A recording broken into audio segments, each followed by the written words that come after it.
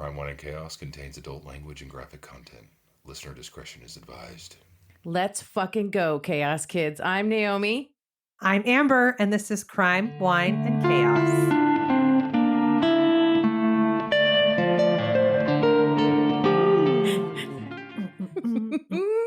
Dance it out, dance it. Let's fucking go. Let's fucking go. Do you like my I'm tired and old dance? It's just a little like slow head bop when I'm over here putting my arms up like a cheerleader or something. I don't even know what I'm doing. It reminds me of when toddlers start dancing for the first time. That's the vibe you were giving off, and I was giving off the Troop Beverly Hills Do the Freddy with the senior citizens. I'm the one that's rolling away. Fuck it. I'm out of here. When I'm 64. Yeah, I feel 64 today.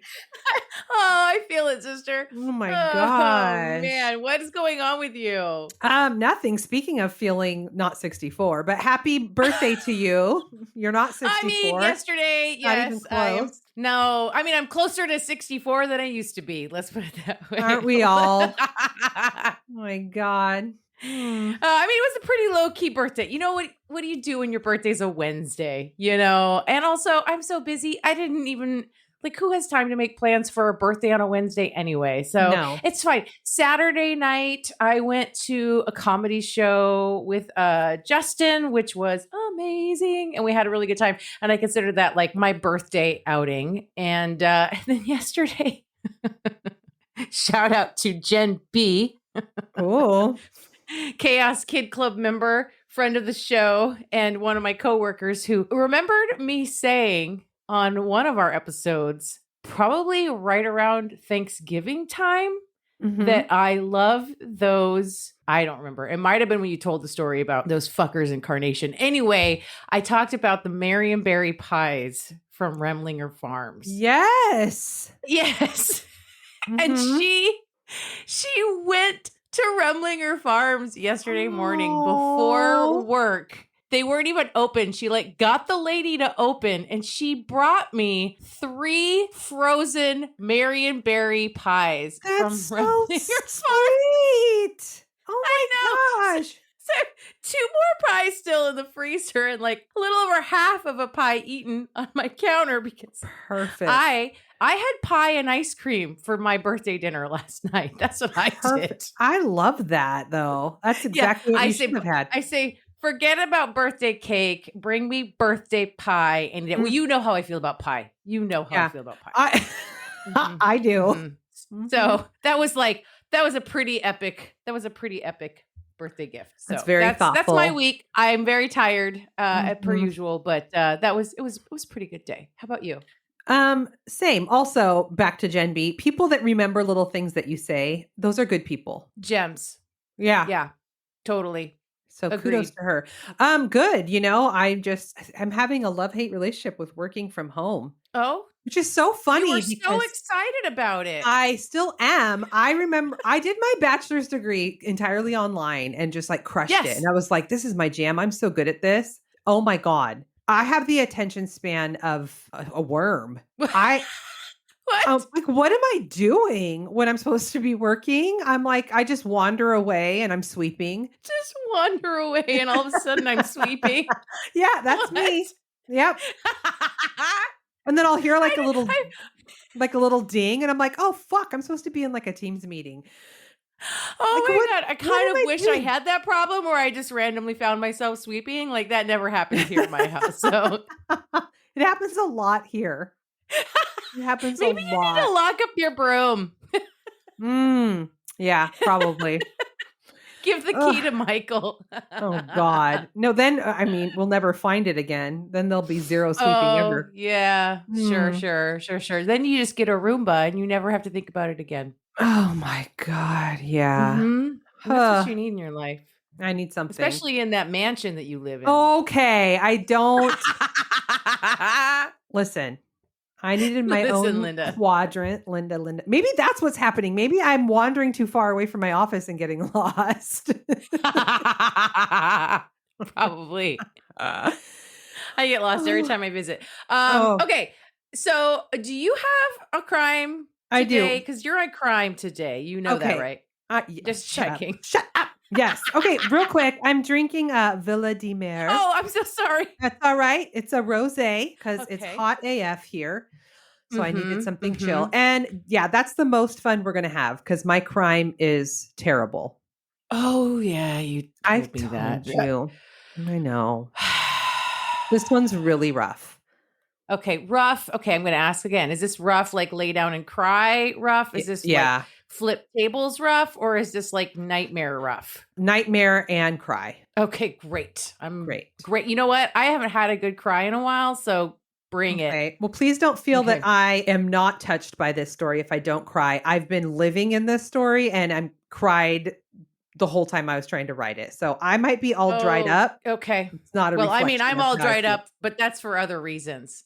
Oh, my condolences. I'm going to tell you the story of Judy Malinowski. She was born August 26, 1983, and grew up in suburban Ohio. She had a sister, Danielle, and a brother, Patrick, who she absolutely doted on. And she had a really happy childhood. So she was the oldest? Mm-hmm.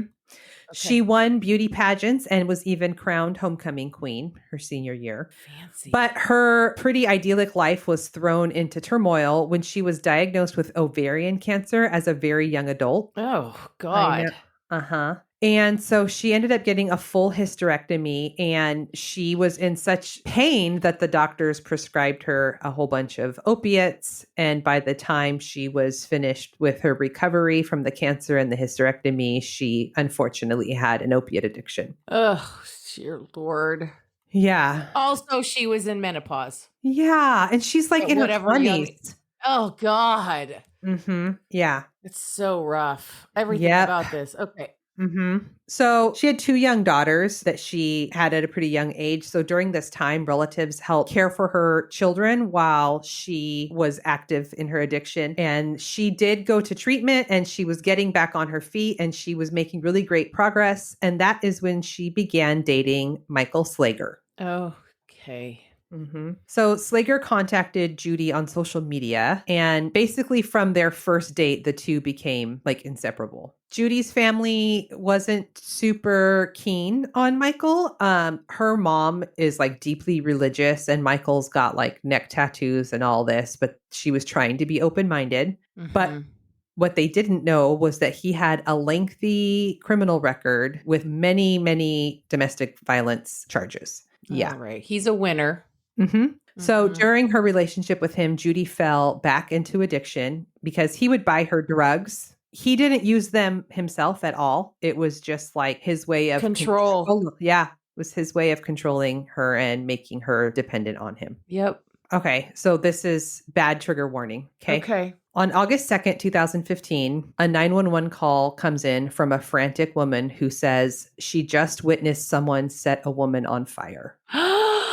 The woman on fire is in a grassy area next to a Speedway gas station at a busy intersection. Police and fire respond, and Judy Malinowski and Michael Slager are taken to the hospital. Okay. Michael says that Judy spilled gasoline on her, and like he didn't know that, and then he went to light her cigarette, and she went up in flames. I'm sorry. Mm-hmm. She spilled gasoline on herself, and he didn't know. Oh, this guy is a fucking piece of shit. We'll get to it. Obviously. So, I mean, yes, clearly. Mm-hmm. And he just has like burns on his hands, right?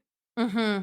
But when investigators visit Judy in the hospital and they see her condition, they know that there's no way that that can be true. She has burned over 80% of her body. Oh my God. What is it with you lately and these people with full body burns? I don't know.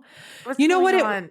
You know what it was? I listened to an episode a few weeks ago of Red Handed, and they were talking about how like acid throwing is like trending in the UK. And I was like, I'm sorry, what the fuck? And it just, I kind of went down a rabbit hole of like people who are intentionally trying to disfigure someone. That's a different level of evil that I don't understand. Very sadistic. Yes.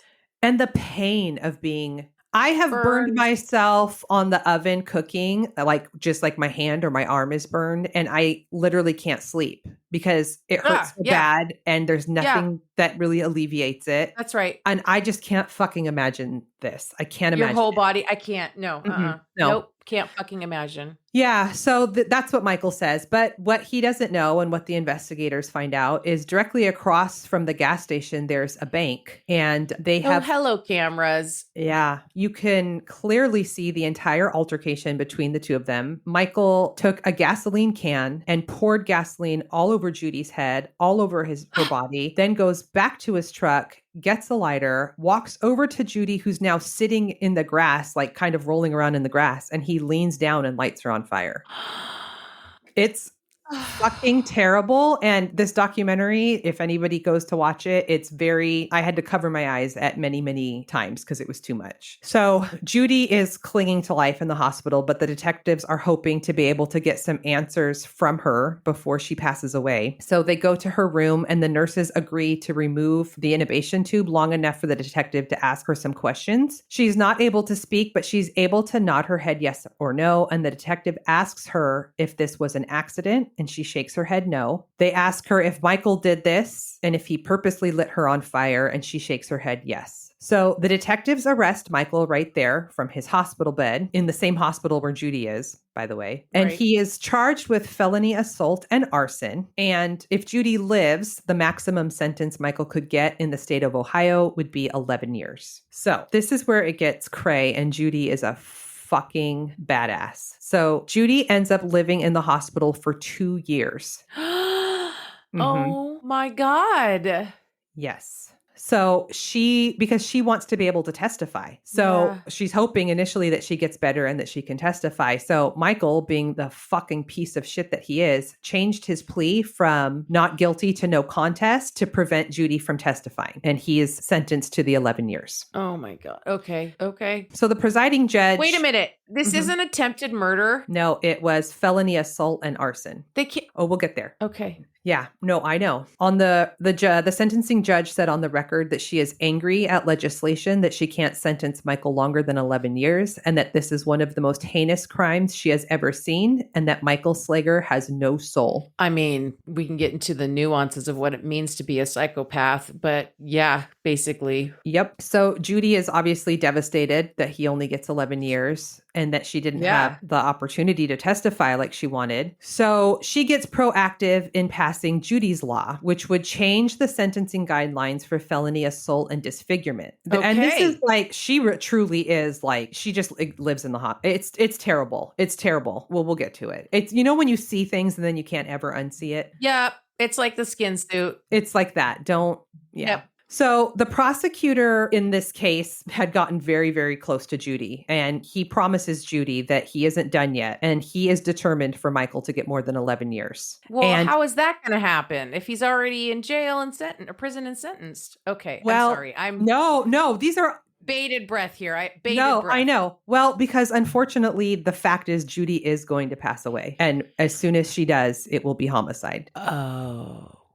So the prosecutor approaches Judy's mom, Bonnie, and said they would like to get Judy to testify and get it on tape to be submitted after her passing. So this would be the first time in U.S. history that a victim has testified at their own homicide trial. Oh my God, I got chills. Mm-hmm. This is like official though, right? Like a deposition, but depositions are only used in like civil matters. Is that right? Usually, yes. So this is terrible. In order to testify under oath, a person can't be under the influence and needs to be of sound mind, which means that Judy needs to come off all of her pain meds prior to her deposition. Oh no.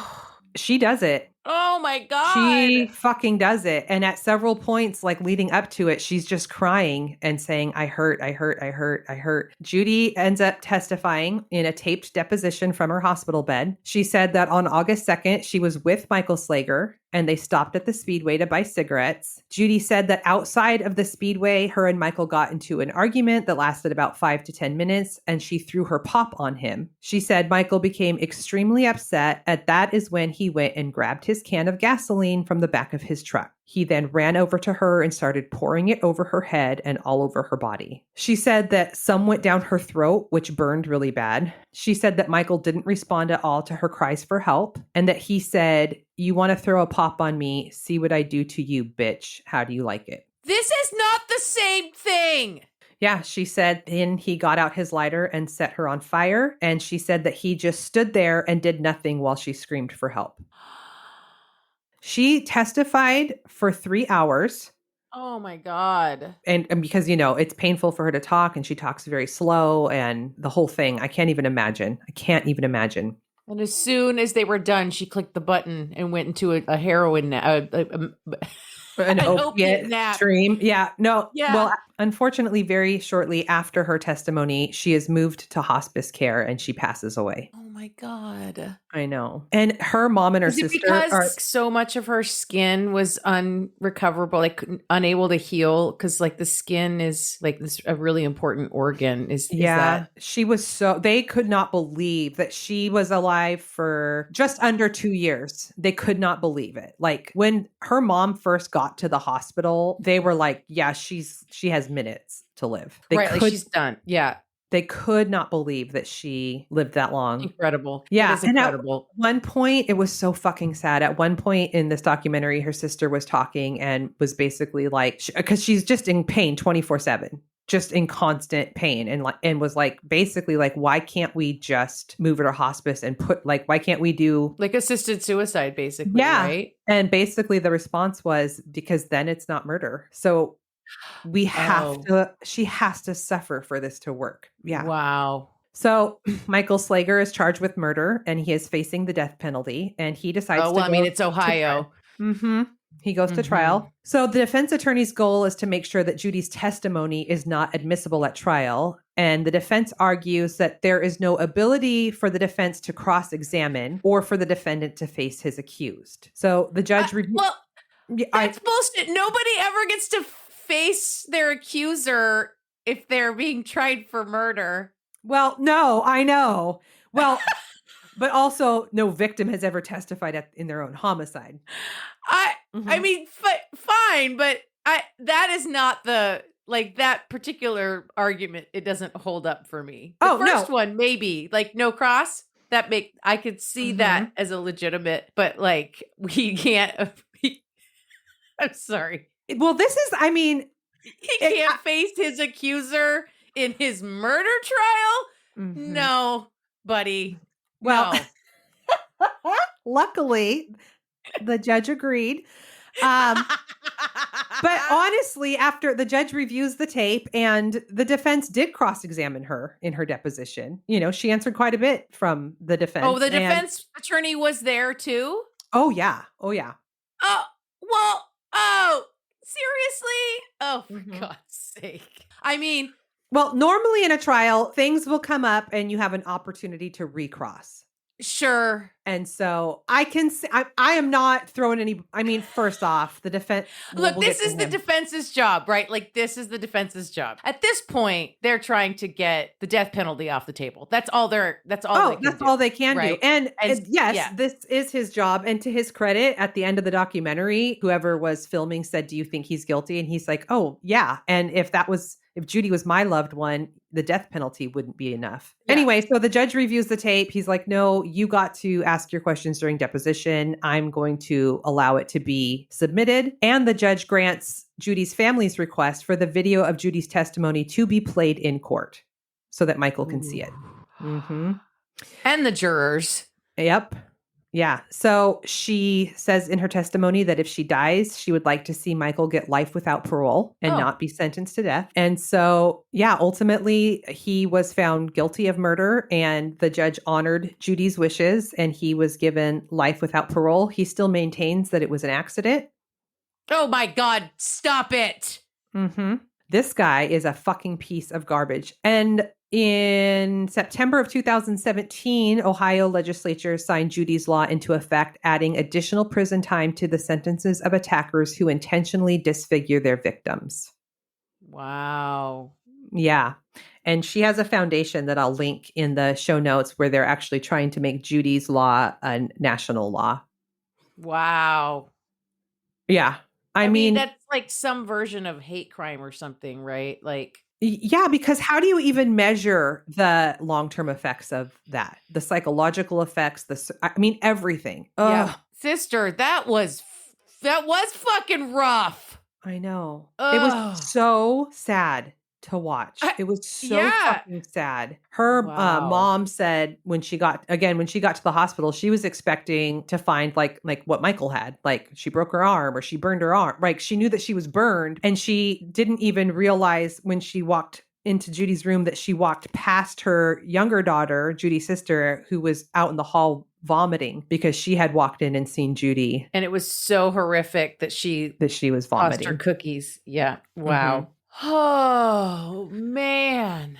Oh, and then the other thing, and I want to take a deep dive into maybe finding out if there's like a petition or something. But one of the things that really fucking pissed me off, and there might be a GoFundMe, is her mom said her medical bills are in the millions. And well, yeah, 2 years and basically in the ICU and the burn ward, like. And Ohio has a law that if any drugs are found in your systems, you don't qualify for victims assistance.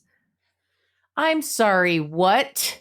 Because she was still active in her addiction, her mom wasn't able to get any victims assistance for her. And that's just another pissed me off. Another way they kick fucking addicts while they're down. Jesus fucking Christ. But I think there might be a change.org thing circulating for that. And I'm going to, if I find it, I'll put it in the show notes. Yeah, some fucking bullshit. Well, that's that perfect victim shit, you know? Mm-hmm. You know what I mean? Yeah. Like you have to be a perfect victim in order to be compensated or be supported in any way. Mm-hmm. Like she can't just be a human being who was brutally attacked and disfigured and ultimately murdered and qualifies because she's a human being. Right. No. We're going to put these stipulations in place of who is worthy of being helped. Right. Yeah. It's so fucking gross. It's so fucking gross. Wow. Well, Ohio. Sorry if anyone's listening from Ohio. Sorry, Ohio. Yeah. Yeah, like condolences. Sorry about it. Jesus. Oh, sister. I don't know how to. We can't. We just have to do a hard pivot. We have to just. Can we do a Wayne's World? Get me out of here. I feel like Delaware. I feel like it's like Mario Brothers where I just jumped into a tube so I can warp to somewhere else. Yes, that's exactly right. All right, jumped into a tube. We're warping somewhere else. You know, we're gonna go to Canada. Perfect. Actually, so we're gonna talk about maple syrup. Okay, great. I love maple syrup. Right? That stuff's nectar of the gods, right? like what is going on here? Maple syrup is serious business in Canada. Obviously, right? Yeah. Like maple leaf is their national symbol. It's on their flag. You think of maple syrup. You think of Canada, right? Maybe Vermont. I think there's some maple syrup that comes from Vermont, but the vast majority of the world's supply of maple syrup comes from Canada. It's considered an insult to serve fake syrup on the table in Canada. There's no Mrs. Butterworth there. Get the fuck out of here with your artificial flavoring, okay? Okay. So they keep a stockpile of it in their Global Strategic Reserve, which is basically like Fort Knox of Canada. Oh my God. Okay. Shit. 1 barrel of maple syrup is worth about $1,800, give or take at this point, because that fluctuates a little bit, but roughly that's almost 30 times the price of oil. Holy shit. And if you live in Quebec and you want to work with maple syrup, you have to deal with the Federation of Maple Syrup Producers. I'm sorry, there's a federation? And there's kind of a war going on between those that support and are pro-federation and those that do not support and are anti anti-Federation. There's basically a population of underground maple syrup bootleggers who want nothing to do with what the Federation was created to do. Oh. Some people call Quebec the Saudi Arabia of maple syrup, and the Federation is essentially OPEC. Oh my God. Okay. They maintain extremely strict control of the maple syrup industry, and their goal is, of course, keeping prices stable. There is a forced quota that tells syrup producers how much maple syrup they can make in any season, and the Federation represents nearly 7,000 syrup producers and controls nearly 80% of the world's maple syrup supply. Oh my God. Who knew? This is like the coupon cops. I had no idea. Exactly. So in the years where there's excess production, the extra syrup goes into the global strategic reserve. And this is literally the backup maple syrup supply for the world. In case there's a maple syrup emergency? That's right. But really what it's about, Amber, is it's about controlling the flow. Because if you can control the flow, then you can control the price. Mm-hmm. Supply. So then on low production years, syrup from the reserve is released into the market, right? For a lot of maple syrup producers, they're totally cool with this system. It keeps the prices stable and they're doing pretty well. But for a lot of other people, they're pissed. They want a free market without this overlord of the Federation. Okay. The Federation has an exclusive selling agency that all maple syrup producers have to sell through. So they can't sell just anywhere that's like independent of the Federation network, right? Mm-hmm.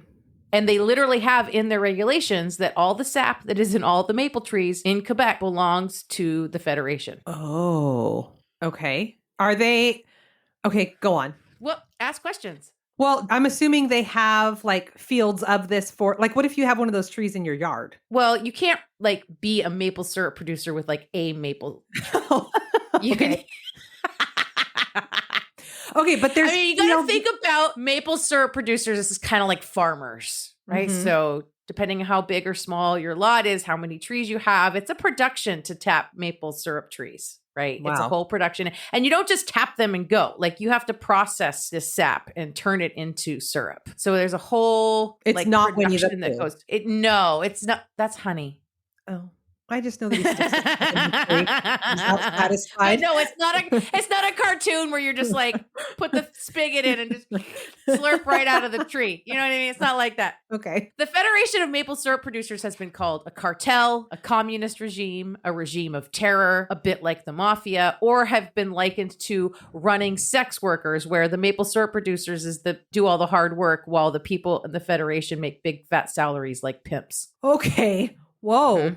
Fuck. All right. And so a black market was born, a black market for maple syrup. That's how black markets happen. How it be. Over the years, the maple syrup business has been an uncertain venture. The farmers of this delicious sap of maple trees were at the mercy of all kinds of factors that would determine the amount of syrup they could make each year. And some years were very, very lean. Some farmers during one such downturn cut down all their maple trees thinking they would get more for the wood than they could get for the syrup. Oh, jeez. So enter the Federation. Not everyone was on board with this approach, but over time, the price of the syrup went up, and many directly credit the Federation for this uptick in the value of the syrup. So the producers making the syrup who participate in the black market sell everything they produce over quota to what they call barrel rollers. And these guys resell to exporters. And this is all illegal. Fuck. You have to be an authorized buyer to buy and to sell. And if you're caught, these barrel rollers, they can face pretty big fines. Okay, so this is like the peanut police not knowing that there was a whole ass factory of peanutting. So if this is like a major, like how are they, like nothing to see here, a whole farm of maple trees and we're... Well, I mean, you got to think about like a lot of these, I mean, we're talking about, you know, like big wooded areas, and it's not necessarily like only maple trees on these properties, right? Like, so they can kind of be tucked back into wooded places, right? I mean, it's kind of like bootlegging. Yeah. Okay. Although some of these people kind of readily take on these fines because they're like double middle finger to the whole thing too. Oh, okay. Right. So the exporters of these barrel rollers sell to, well, a number of them live outside of Quebec. And so they're not actually regulated by the Federation. Like Quebec is a province of Canada, right? There's no other federation or organization like them in the other provinces in Canada. Oh. So the way they kind of skirt the law is by doing all of this outside the borders of Quebec. But the Federation says that when these exporters work with syrup producers in Quebec, those exporters are breaking Quebec law. So it's like if I'm in Washington growing weed and I'm selling it to people in a state where weed isn't legal, right? Like, yeah. Mm-hmm. I'm breaking the law in, Texas or whatever, right? Even though I'm perfectly within the law in Washington. Right. Do not transport homegrown fruit. Apple maggot quarantine area. Do not transport homegrown fruit. And that's how it's done. Yeah. Mm-hmm. Mm-hmm. Okay. So Hans Mercier is a self-proclaimed maple syrup lawyer who has taken up the cause of these so-called criminal black market producers. He firmly believes these people have a right not to be fined into poverty by the Federation. He has even argued in court that these fines are unconstitutional because the fines can get really big, some even owing fines in the millions for working outside the regulations of the Federation. Holy shit. Okay. The Federation really wants to paint these people as criminals and like greedy crooks. But Hans thinks they're just fighting the good fight and he's throwing down with the cause. Mm-hmm. He actually won that in appeal on the unconstitutionality of the fines. But then a few months later, the government came in with a special law and reinstated these large fines. So this is the power of the Federation. They make the rules, apply the rules, and they cash in on these fines. Mm-hmm. A lot of rules are that way. It be that way. Mm-hmm.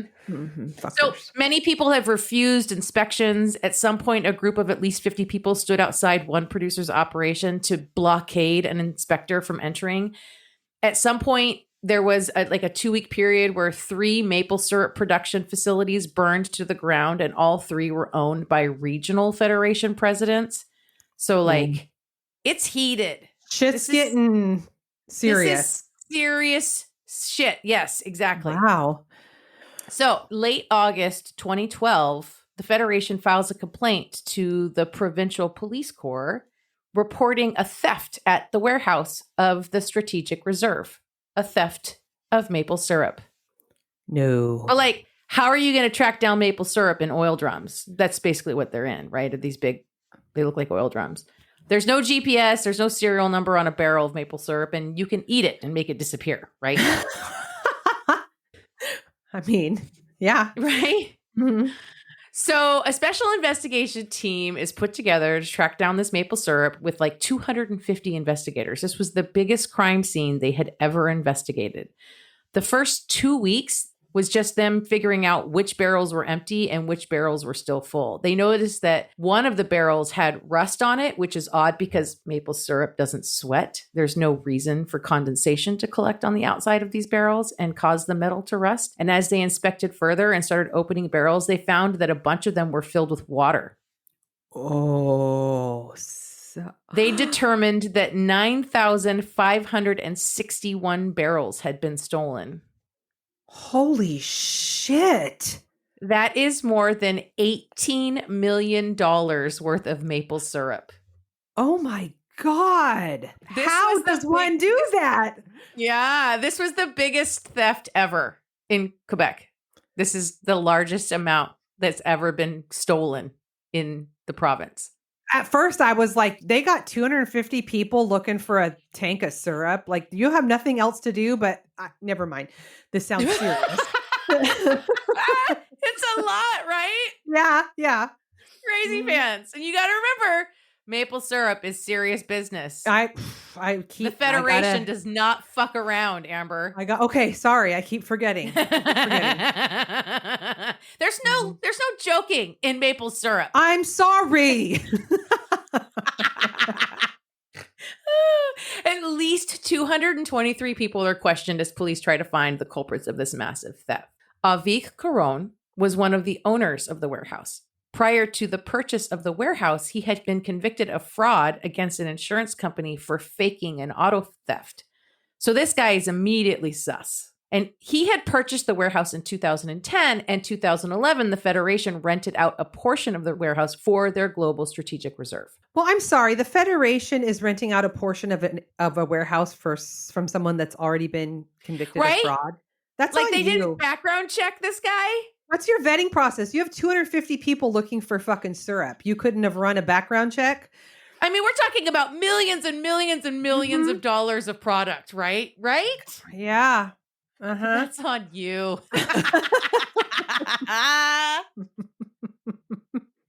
Someone within the Federation had their own theory about who one of the main ringleaders of this theft was, because the size of this theft pointed to many hands being involved. It wasn't like one or two guys, right? Yeah, no. Richard Valliere, who was a suspect in an earlier maple syrup theft in 2003. There wasn't any definitive evidence against him at first, but he did confess to being a barrel roller, which he had been fined over $1 million for in the past. But this guy wasn't a mastermind criminal. He was a dude who worked with maple syrup. His dad had a sugar shack in the bush, as they say. So he'd grown up in a syrup farming family, and he was just working outside of the Federation, right? Mm-hmm. But he was on their list. Investigators were pretty sure Valliere was involved simply because this is a guy who knows how to sell maple syrup on the black market and had no problems being forthright about that. I mean, clearly this guy didn't feel bad about it. Right. And let's be clear, the money from those fines went straight to the Federation. So they're still making money off these guys when they're caught, right? Mm-hmm. So forensic evidence started coming in, fingerprints, footprints, scratches on the barrels. Apparently the warehouse workers normally use a specific kind of forklift that doesn't leave marks on the barrels, but the barrels that were either empty or filled with water had marks on them. So they knew that this came from some other forklift. So the investigators started hitting up all the equipment rental shops in town, trying to track down who rented the forklift that would have been used in the theft. And sure enough, one of the people on their suspects list had left his name at one of the rental places. Sebastien Jutras. That's how you say his last name. Nailed it. Sebastien claims he was just a driver. He had no idea the syrup was stolen. But what came to light was he was actually the connector between Avik Caron and Richard Valliere. So Avik was no stranger to fraud, but he had no experience with maple syrup. And if he stole this syrup, he would need a way to move it. It was Sebastien that knew Richard Valliere, who was a veteran of the maple syrup black market. So he put these two together. Right. And there's a record of the three of these dudes meeting at a truck stop in Quebec in June of 2011, where the plan was hatched and the three agreed, this is what we're going to do. And they got themselves some burner phones and they got to work. Oh my God. Burner phones. This is awesome. Yes. For syrup. I love it. Okay. Maple syrup. You're never gonna pour a bottle of maple syrup on a pancake or a waffle and not think of this now. I know. Like, do I have black market syrup here, or do I have like FDA approved syrup? I don't know. Federation, official Federation sorry. syrup. Mm-hmm. So the theft occurred over a period of time. They knew that they had time to do it because the supply is only inventoried once a year. Oh yeah.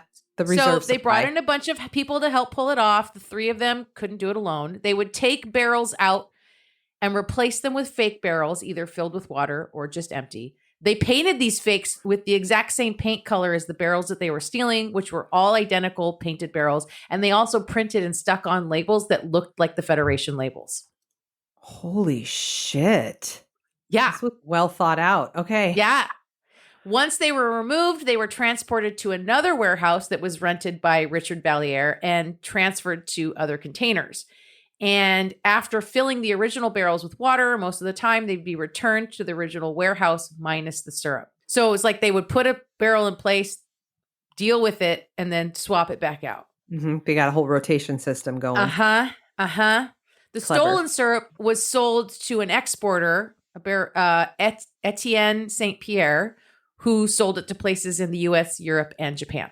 This is what he did. He was an exporter. He was in New Brunswick, so he was outside of Quebec. But Richard Valliere had made a bad pick in business partners when he decided to team up with Avik Caron. There were rumors that Avik had ties to the mafia, and based on the text messages exchanged between Richard and Avik, Richard's anxiety was rising, but at this point he was in too deep to walk away. So at some point, he was certain that a Federation official had seen one of their trucks. And he claims that Avik told him after that the theft was discovered, I know where you live, and if you say anything, you'll be shot in the head. Holy shit. Serious business. Serious fucking business. Serious business. $18 million worth of syrup, Amber. Yeah, I know. Fuck. Sebastian testified against Richard and Avik. The authorities also came for the exporter, NTN, claiming he was a party to the crime. He, of course, denies that he had anything to do with it. He was just selling syrup. Yeah. I am but a humble syrup salesman. That's right. Mm-hmm. Sure. That didn't stop them from seizing everything he had. And I mean everything. Oh. Altogether, 16 people were arrested in connection with the crime. Theft, conspiracy, and fraud were among the charges brought against all the suspects arrested in this case. Some of the people who are against the Federation see this whole group of thieves as sort of like heroes of the cause that maybe just got a little carried away. These guys are ultimately still fighting against the Federation, so they're fighting the good fight in their own way. Yeah, oh yeah. Vigilante justice. Right? Yeah, 100%. Etienne St. Pierre received 2 years house arrest, and he was slapped with a little over $1 million fine. Avik Caron received a 6-year sentence and a $1.7 million fine. Shit. Richard Vallier received 8 years and an almost $10 million fine. At some point, he appealed this fine, and it was reduced to a little over $1 million, which was the amount he claimed to have actually made from the sale of the stolen syrup. But last April in 2022, a higher court reversed that appeal and ordered him to pay the original amount of $10 million or face 6 more years in prison. So apparently, the way the law is written in the original fine he received was based on the value that they attributed to his theft, not how much he made on the theft. And he appealed it and was granted like a reduction of that fine. And then on a second appeal, like a counter appeal higher up the court system, they reversed that and made it back to like the original full amount of the fine that they gave him when he was originally sentenced. So didn't they recover most of the product though? I mean, he might have stolen it. Oh, it was a total loss for them. All of the stolen. I think it was a total loss. Yes. Okay. Well, that all went out the door or down the highway. Or in the rusty barrel. Yeah. Down the highway. Outside of Quebec's province lines. That's right. So I will end with a quote from one of the gals in this doc that I watched, who's, one of these rogue maple syrup producers. She said, in Quebec, drugs are decriminalized, but they have criminalized maple syrup. Wow. Fucking maple syrup. Mm-hmm. Who knew? Mm-hmm. I first heard this. I first learned about this story, and I went back and rewatched this to do the write-up on this episode of Dirty Money on Netflix. I don't know if you've seen that show. I have. And and it's crazy, right? Because I'm watching the show. The first time I watched this series, it's another one of those anthology series, right? Where each episode's a different topic. And they're covering Donald Trump and Jared Kushner and how horrible, whatever, that kind of stuff. And then all of a sudden it's the next episode comes on and it's maple syrup. And I'm like, what is happening? And I was like, what? This is crazy, fans. That's not an obvious transition. Oh my God. Maple syrup. Underground black market for maple syrup, Amber. Oh my God. I fucking love that. Yeah. Wow. Good for them. Mm-hmm. That is the maple syrup heist. Yep. That is chaotic, sister. I fucking love that so much. Mm-hmm. Mm-hmm. Wow. Wow. Well, we did it. We made it through. Whew. Yeah. That was a good balance after a very rough crime. Yes. You're welcome. Well, you know what? I've had that one in my back pocket for a while. It's been on my list. Mm-hmm. And then you texted me the other day and was like, my crime is rough. And I'm like, all right, I'm pulling out the maple syrup. Good. It's time to pull out the big guns. And of course, the whole time I'm watching it, I'm like, I really want pancakes and syrup now. Right? Oh my It's God. so great. Fucking love it. Waffles that's my jam. Love a waffle. I love a pancake. I love a waffle. I'll go either way. You know? Yeah. As long as there's butter melting on there. And then a bunch of syrup. I want to see like ribbons of melted butter, like with just running through the syrup as it, like I want to, I do know. I want to like kind of slop it up off the, I want to like mop it up off the plate. That sounds amazing. I'm stuffed too. I just had dinner. That sounds amazing. I mean, there's always room for pancakes and waffles. Do we have anything for the good of the order, sister? Just our usual. Follow us on all the things. You can send us story suggestions, mail, send the hate mail to Naomi, the love letters to me. Crime, Wine, and Chaos at gmail.com. I get it. That's right. We're on all the socials. It's true. It is true. We're dipping our toe into TikToking. Yes. What do you have? Like one video up? Is that what's going on? Did you put up more? I put up another one and they said no. They said no? Yeah. Is it because of swearing? I think so. See, I don't think we're TikTok friendly. Okay, well, we just need to get better at video editing and doing the little like cartoony bleep thing, because I'm not kidding you. I watched like a little, 30-second TikTok blurb. I don't know how it ended up in my suggested for you, but it literally was a TikTok about this woman going on about how like men shouldn't complain about women's genitals smelling because their balls smell bad. But we can't say fuck. Right. Okay. So I still don't understand the landmines of TikTok, but we're getting there. I don't think anyone understands the landmines of TikTok. Let's be clear. I don't know why the fuck that was suggested for me. I'm like, we've all smelled balls. Well, you haven't really trained the algo well yet. You have to be on there a lot and like really train it. Really train it. You got to put in the time. Exactly. Well, maybe we'll figure it out. I think we got like 5 likes on that first one. So sweet. Taking my 5 likes and I'm running with it. Okay. Mm-hmm. All right. Well, sister, that was really fucking chaotic. Love you. I love you. Bye. Bye.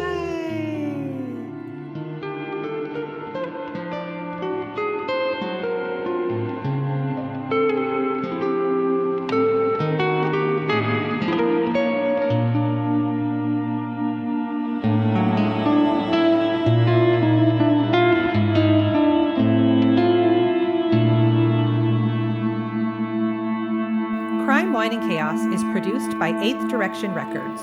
Artwork by Joshua M. Davis. Music by Paul Abner. If you would like to support the show, you can visit our Patreon page at crimewineandchaos.com/Patreon. Cheers. I can't seem to get my head into the game, so I don't know what I need.